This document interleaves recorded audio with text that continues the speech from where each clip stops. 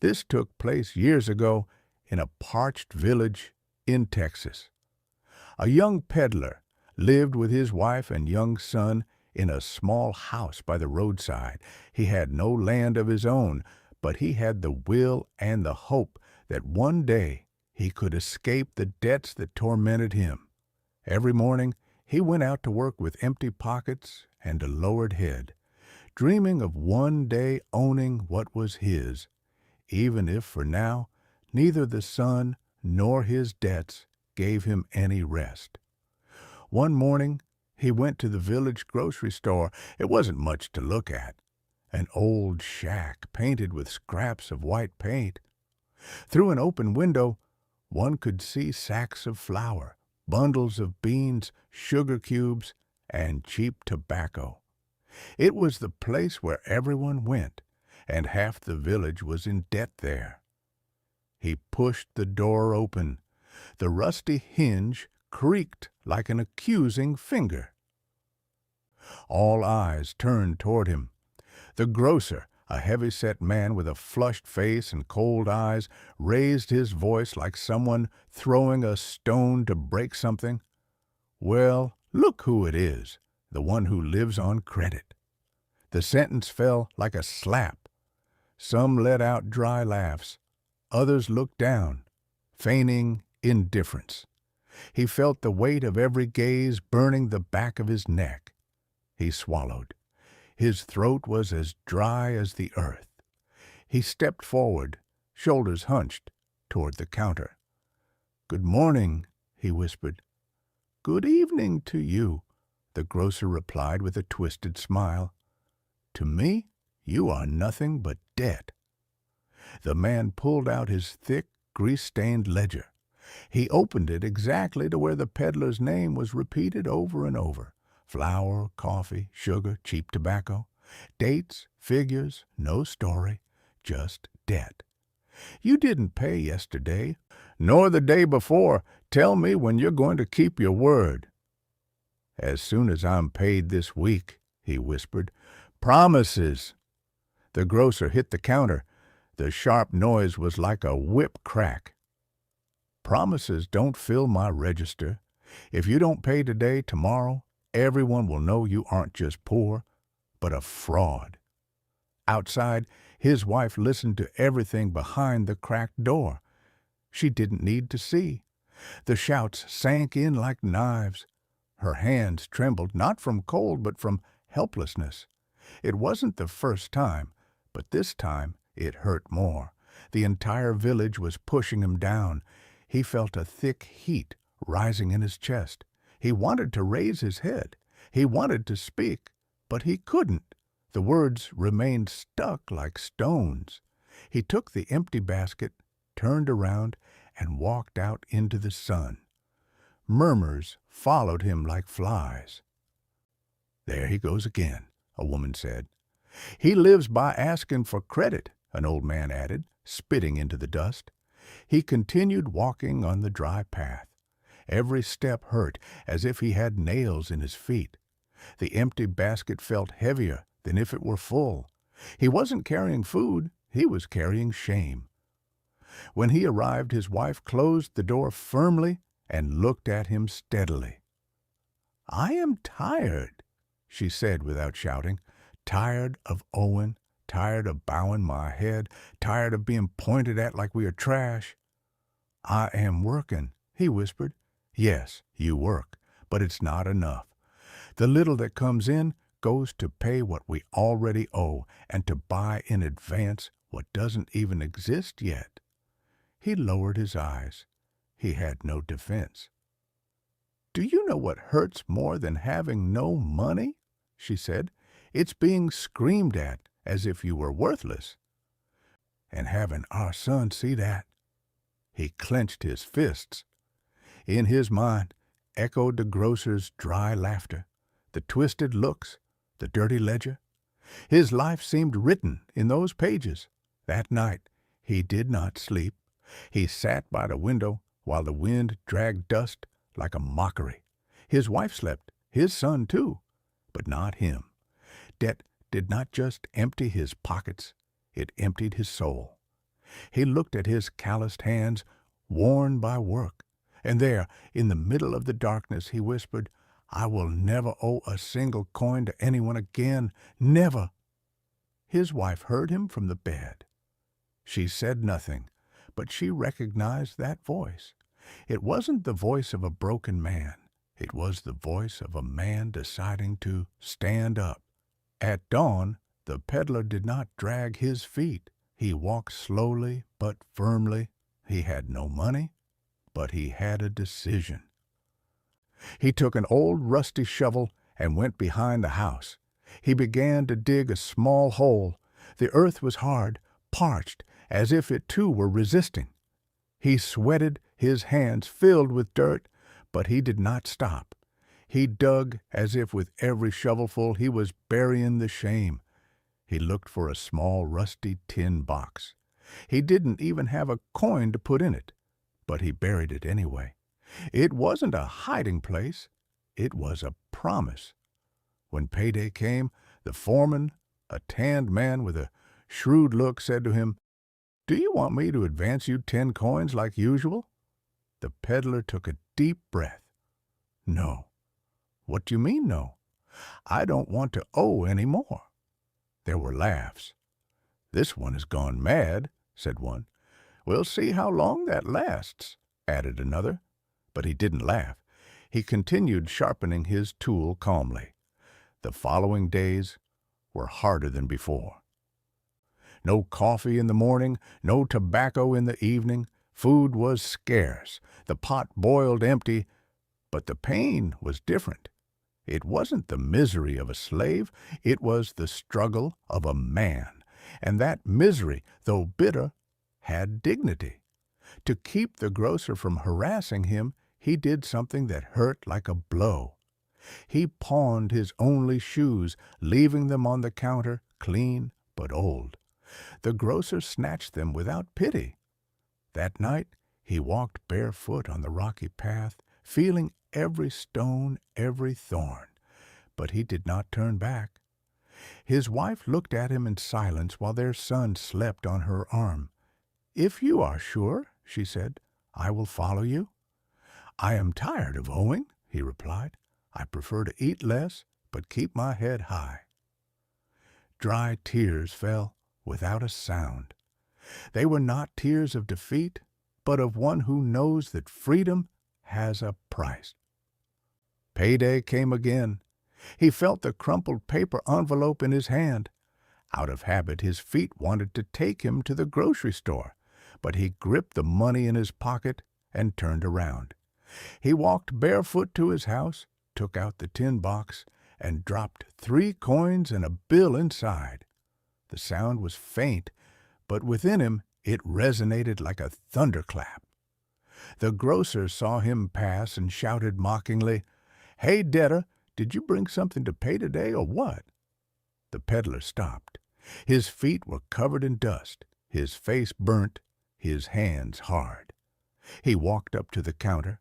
"Here," he said, leaving his shovel wrapped in a sack. "Is this what you're giving me?" asked the grocer. "It's all I have," he replied. The grocer gave a dry laugh. Shoes, and now a shovel. What a way to pay! But that laugh no longer hurt him, because the man who used to enter bent over now walked out standing tall. And though he had no shoes, no shovel, and no luxuries, he had recovered the most expensive thing, his voice. Months passed, slow, silent, difficult. Every fortnight, when he received his pay, the first thing he did was not run to the store or look at what was missing at home. The first thing was to set aside a portion and save it. It wasn't much, a few coins, folded bills, but he did it with the firmness of someone who had decided to break a chain. The tin box, the very one that had been empty and rusty, began to have weight.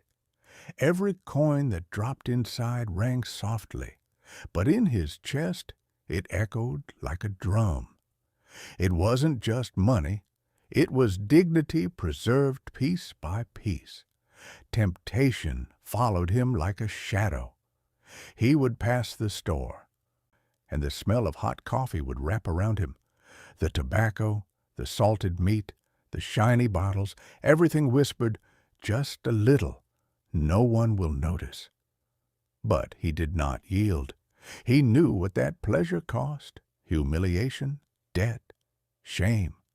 He had learned something no one had taught him. To get out of debt, you must learn to say no.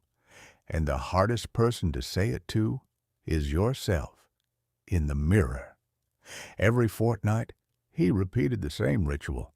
There were no rounds of applause or witnesses, just silence, sweat, and discipline. In a small village, even silence is noticed. The neighbors watched him with curiosity. One of them, an old peddler tired of owing, said to him one day, "What's the point of saving if we're going to die poor anyway?" The peddler replied without raising his voice, "It's so that even if I die poor, I don't die owing." One day, the grocer shouted at him again in front of everyone, but this time he didn't tremble. "Are you going to pay or not?" roared the heavy man behind the counter. The peddler reached into his shirt and pulled out the envelope he had been preparing for weeks. He placed it on the wood without hesitation. "Yes," he said, "but this will be the last time I owe you a cent." The grocer opened the envelope. The money was exact, neither more nor less. The entire store went silent. The customers watched him without mockery.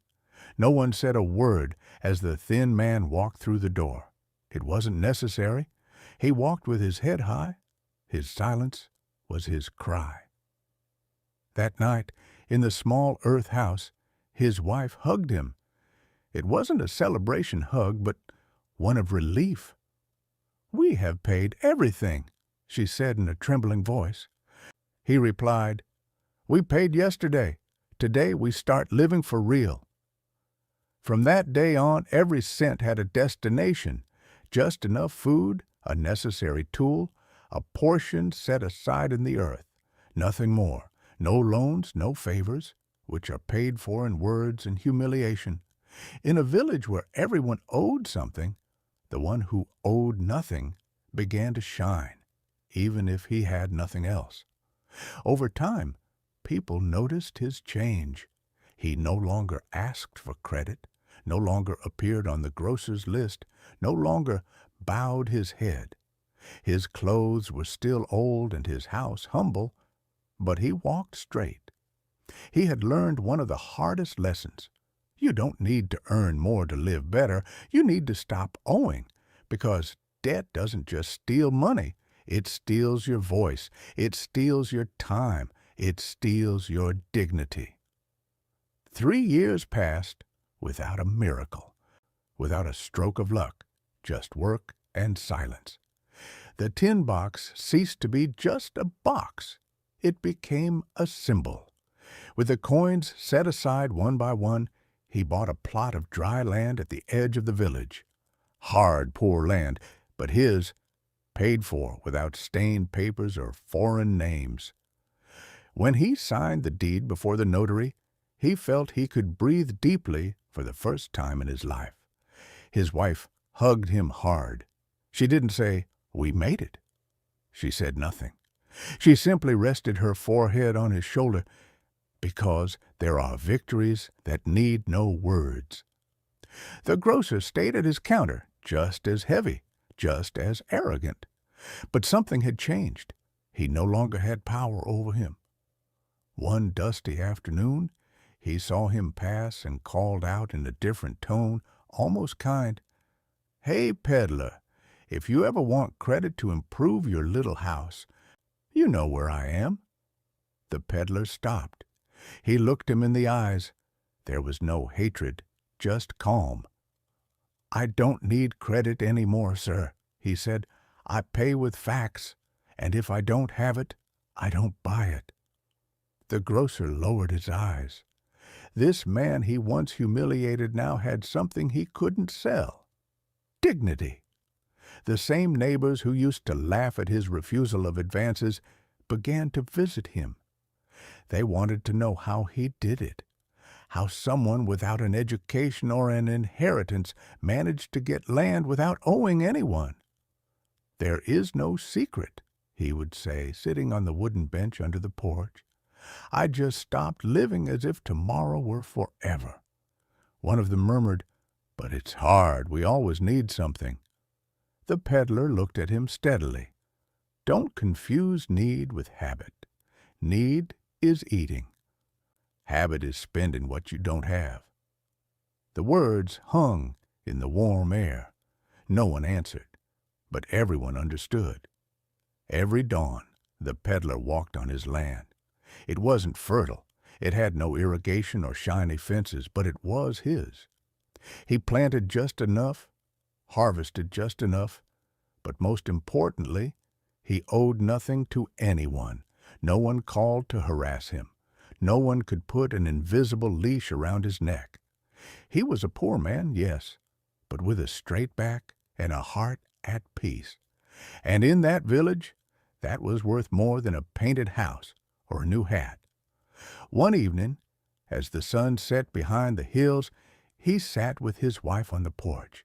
She was sewing in silence. He looked at his dry plot. "Do you remember when they used to scream at us at the store?" he said. "Yes," she replied. "Never again," he said, pressing the earth with his boot. Because when a man learns not to owe, the world stops holding the leash to his neck. She smiled. It was a smile without luxury, but full of victory. The next morning, a young companion arrived at his house at dawn.